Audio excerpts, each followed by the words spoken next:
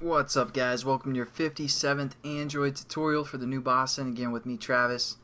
And what we're going to do in this tutorial is basically access at least our checkbox preference within one of our classes, which will be your splash activity. So what I did is I just changed the title to music and the summary that says for the splash screen. So what we're going to do now is basically go into our splash activity that we have set up from quite some time ago. It's been a while since we visited this splash activity. And so within our onCreate method, that's where we set up our media player object and we started it. But now let's say if we're going to kind of reference our preferences, and if that checkbox is checked, it's going to play it. If not, it's not. And so we're going to kind of surround this start our song method. So there we go. This is where we're going to First we have to access our preferences, and then we can use that access for the most part to see if it's checked or not. So what we're going to do is set up that access to our preferences, and we use something called shared preferences.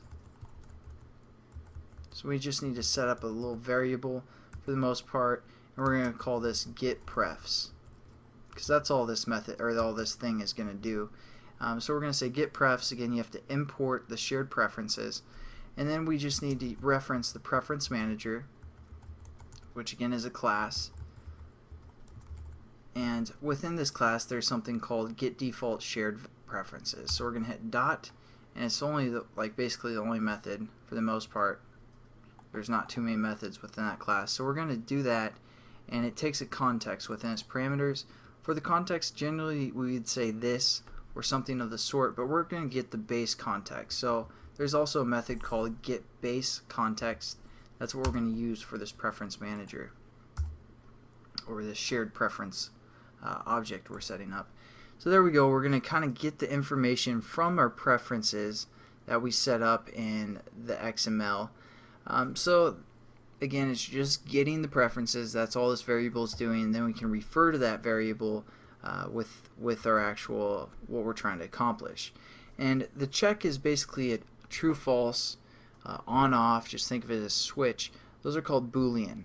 So we're going to set up a Boolean variable that is going to determine whether that check box is on or off or true or false. So we're going to say music, something like that. We're just checking if the music is allowed or not. And what we're going to set this equal to is our variable that we just set up, which basically got all of our preferences. Right here, again, our shared preferences. So we're going to say shared preferences dot, and we have values like get Boolean, get string, get int, get long, all that good stuff. But we're going to use get Boolean because again the checkbox is a true false statement for the most part, and again we have to access our key. So let's go into our preferences XML. And as you can see, our key we set up to checkbox, just like when we were working with sharing data between activities. Same kind of thing. A key is a kind of value or a file path for the most part. So we're going to say checkbox. Did I spell it like that? Yeah, checkbox right there. And there we go. That's our key for the most part. And this second parameter, again, if you guys ever get confused with something, you can hover over it and kind of gives you some details. Again, this is the name of the preference to retrieve. The key is.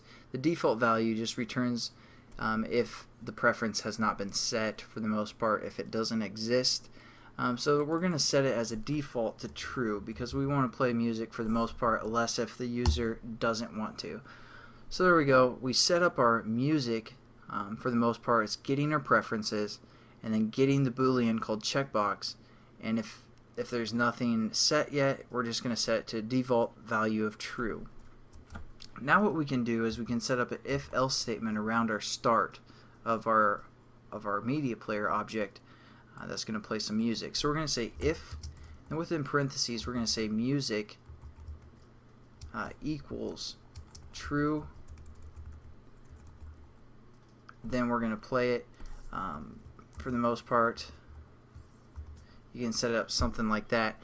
Then again, if our checkbox is clicked, if that will mean it's set to true, and then it's going to play our song. And if it doesn't, it's going to skip over this whole line because this is false, so it's going to skip with whatever is in those brackets.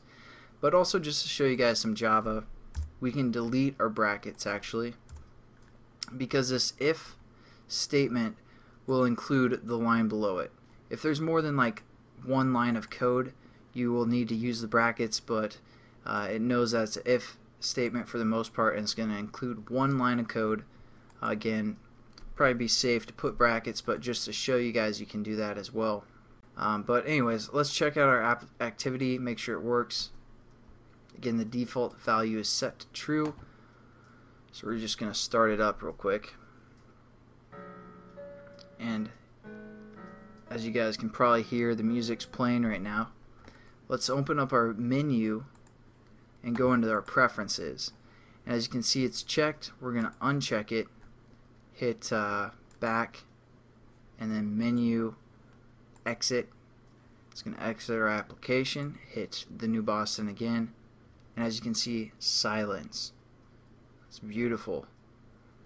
Very awesome. And then just to double check our preferences as well, it's still not checked right now. So there you go. Pretty quick tutorial for the most part, just how to access our preferences and how to use it for the most part. Probably do one more tutorial how to access our edit text and our other thing. If you guys don't want to watch it, that's fine, just skip that. I'm still gonna, cry myself to sleep every night either way if you watch the tutorial or not. But I'll catch you guys in the next one if you decide to. Have a good one. Peace.